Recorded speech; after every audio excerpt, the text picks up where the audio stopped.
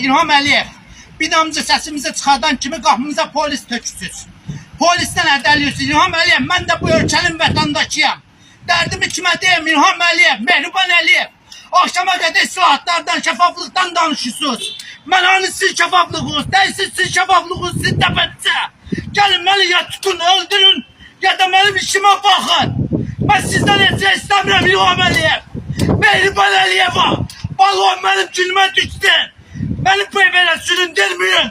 O bu vaziyette. Gelin beni sağadın. İlham Əliyev. Senden hiç istemiyorum. Gel beni sağad.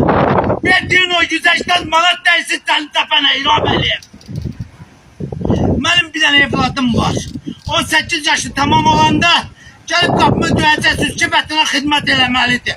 Gelir Dubai'de zaten Fransa'da özlerine müç yığacaq. Ancaq benim balam